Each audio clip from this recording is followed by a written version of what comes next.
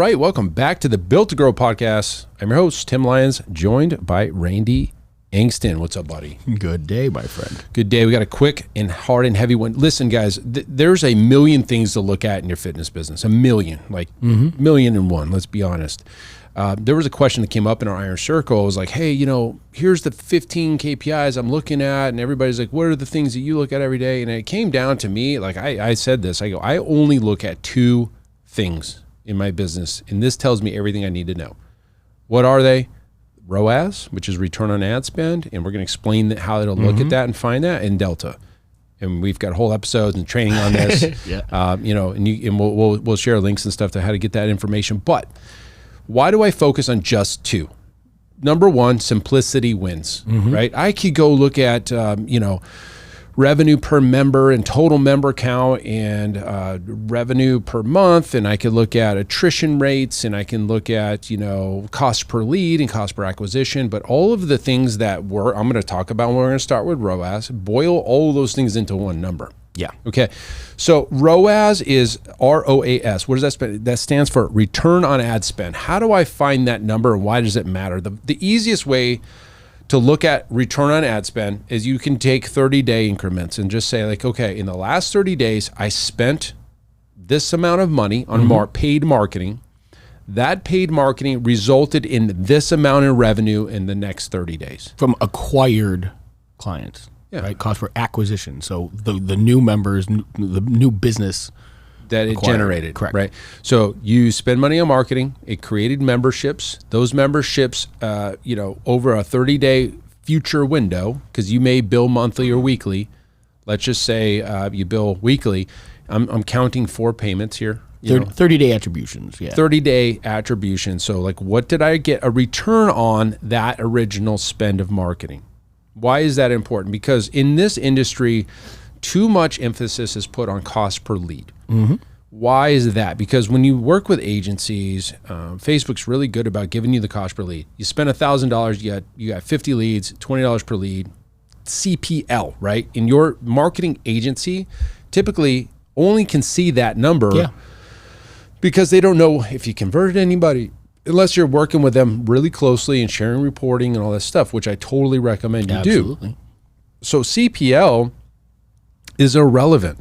Why do I say it's irrelevant? Because a cost per lead doesn't generate revenue.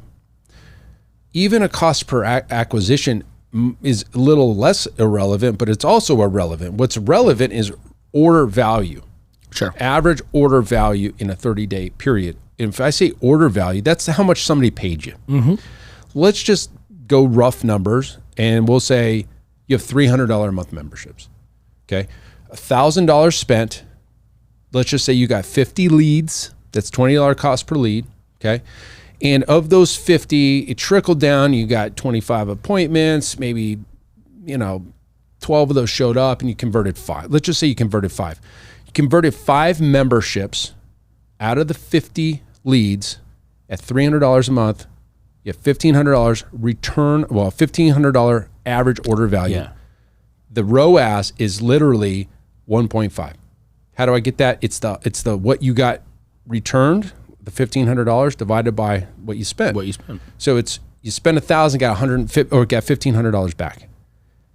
The CPL, irrelevant. You could have got 5 leads, and you could have had, I guess that's $200 a lead in that situation. Yeah. But you converted 3 of them, and you still made $1,500. So the cost per lead in that equation doesn't matter. Yeah. It's irrelevant. Yep. What's relevant is the return on ad spend that came from the acquisitions that those leads created, period. So that's the first thing I look at. I know that's kind of like way out there. I have a whole training on this. But that's all I look at month over month. Did we get a return on our ad spend? And I average it out over the entire year. I look at this number constantly. And what's really cool about the fitness business is when I do the return on ad spend, I'm looking at 30 days. We know that client's staying with us for 4 years, but I'm basing my decisions on the first 30 days. So I spent $1,000, got $1,500 back. It's a win. Month one. That's what and drive that home, because like that's the most, mind blowing thing for most people. They're like, oh, I've spent all this money to bring this person in, and I even in month one sometimes lose money, right? Your return on your ad spend in month one may be in the hole. Might be less than one. Might be less than one, right? Again, we can get into that because of those law of averages and the membership lengths and things like that. But the best part is then you go the next month and you do it again. Yeah. You're still making money from the clients that came in last month. Correct. Now the new ones, and this is systematic growth month over, guys. Yeah. And it's based, all around the marketing aspect of it. Yeah. And depending on how aggressive and you're willing to go in the hole, that return on ad spend could go into the negative. Mm-hmm. And just know that if it's like 0.5, meaning you got 50 cents back on your dollar spent, the next month you're whole again. Correct. Because you're going to get another billing cycle, and at the end of 30 days over there, the 60 days, you've got all your money back plus, right? Yep. So that's the first thing I look at, return on ad spend, because we're very in the market with paid advertising, all this stuff. And the question, this also comes up quite a bit. Well, you got 2 referrals this month. Do you push that against your paid spend? You absolutely do not, because that revenue was not a result of the ad spend. And then get into arguments like, well, they saw the ad and then they talked to their friend. And no, it has to be and that's the cool thing about social and attributions. Yeah. Attributions. What leads came from what source. Just because they saw the ad, that's not enough to say that this is attributed to that ad spend. Did they click the button and put their information in? Did that process did they go follow the process? Yeah, exactly. So any referrals, any revenue generated outside of the ad spend does not go into your ROAS formula. And that's the end of that conversation. So the next number that I look at is Delta. I don't know of anybody speaking about Delta in the fitness marketing space or anything. And because we created it. It's the thing. Good point. We created what the Delta is. I shared it at the Growth Summit. It opens eyes. They're like, oh my God, well, this is it. This is the number that matters. Yeah. Delta essentially is the growth or decay of a recurring revenue. I look at that with new sales. I bring in the new sales into the formula, any cancellations into the formula, any upgrades or downgrades into the formula, or freezes. Meaning, if somebody freezes their membership, that monthly recurring revenue next month goes down. Mm-hmm. And so I have this tracking sheet and everything, and I look at the number that we're growing or losing in our recurring revenue month over. I know if I'm positive month after month after month after month, it compounds and it changes your life. The goal of the Delta is first to get your monthly recurring revenue higher than your base operating expenses. Let's just say it costs you $30,000 to run your gym and you're bringing in $25,000 a month. You're negative, right? Mm-hmm. And so you need to grow that Delta of 5,000. You could do it in 1 month. You could do it over 3 months. You could do it as fast or as slow as you want. Depending on how aggressive. You're tracking it. You have a hard goal. You know what you have to do. Correct. Because if cancellations are happening while signups are happening and all this stuff, member counts going up and down, the only thing that matters is the growth or decay of recurring revenue. That's it. We talked about in a previous episode, the number of the people in your business is also somewhat irrelevant, right? Because when you start tracking the delta, it's net profit in your business. Serve more, less people at a higher rate. Your delta doesn't necessarily change if those two numbers, like less people and higher rate. You can be at the same delta every month with just a streamlined, easier business. Yeah.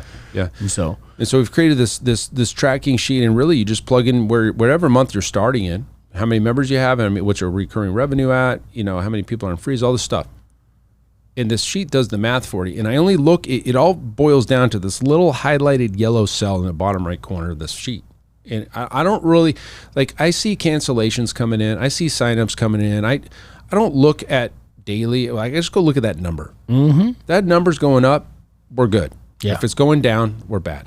Right? It's that simple. And the craziest thing is, let's just say, and we're going to run this out over time. Let's just say in January of 2023, your delta was $1,000. And every month after that, for the entire year, you were just $1,000. Meaning this 30-day month, I increased my recurring revenue by $1,000 this month.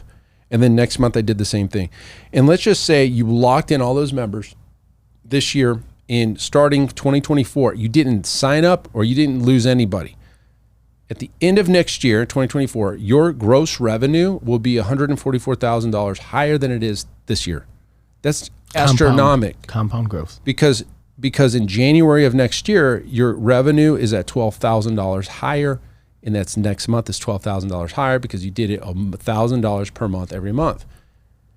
If you can just focus on that, $1,000, and you stayed the course, no matter what your business is at today, you're going to be $144,000 more next year. And guys, this is not inclusive of supplements or profit centers or nutrition programs. This is literally your memberships. And that's the small part. I mean, that's usually the biggest part of your business. And there's icing on top.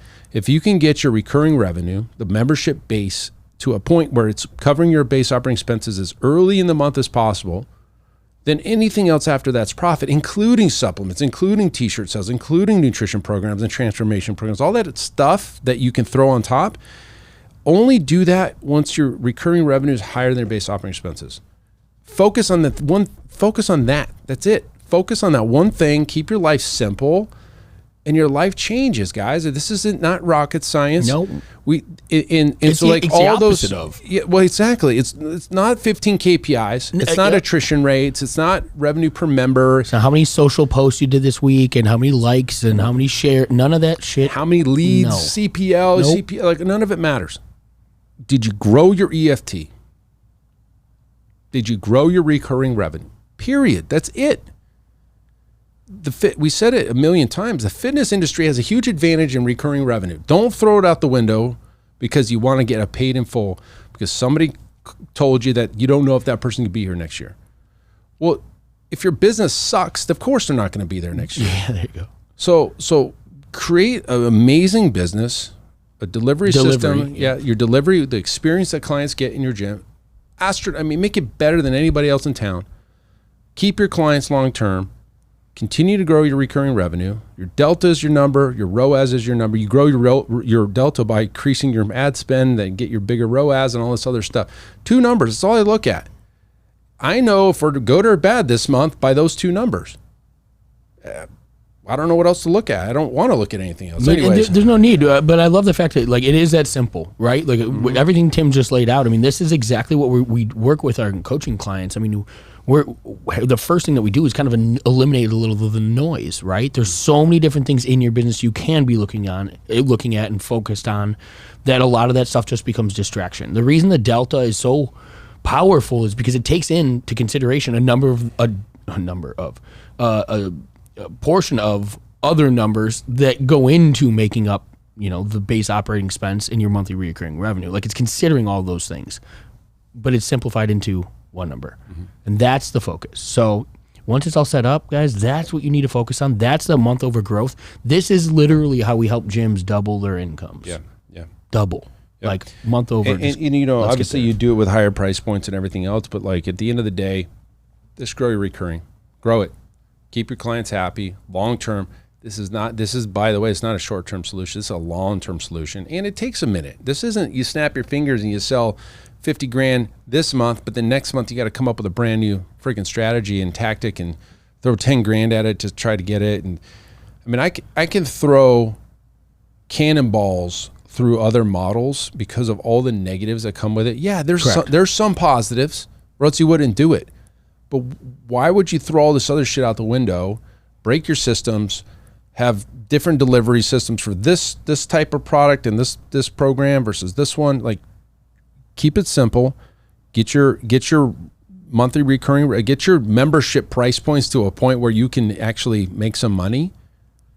Grow that, then play in the sandbox over there. Yeah, the 10, 20% if you want. And I'll promise you, once you start to realize that this is where the majority and the most of it comes and matters, all of that other stuff becomes less impactful. You're not worried about selling packages of supplements like every month as deep as you have been because your memberships just showing up are there, right? All your ancillary sales become ancillary instead of a need to fill the gaps because you're distracted by it as opposed to building a foundation of members. Yeah. Then I mean, it's the right way to go. It's kind of sad. It's kind of sad. Like our profit center revenue is probably 1% of our total revenue, and it's good and it's bad. Like we could do a lot better, but we don't need to. We got this. We're good at this. Mm-hmm. Which is semi-private training, long-term clients. Be the best at what you're the best That's at. it. Like, we don't muddy the waters with all this other stuff. Like, yeah, would I love to sell 15 grand a month in supplements? Of course, but we don't need to. I don't need that revenue. And here's the difference.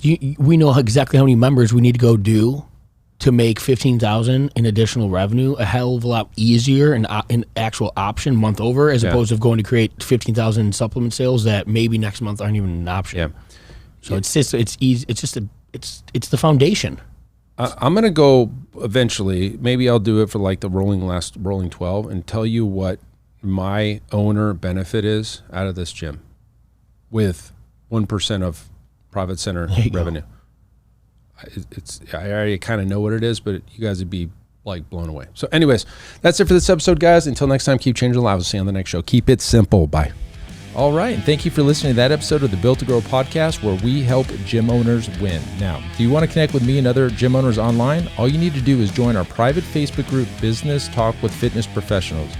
Just head on over to Facebook and type in Business Talk with Fitness Professionals, and when you do, we're going to give you our 10 marketing strategies 7-figure gym owners use to win. I look forward to seeing you in the next episode. Until then, keep building something great.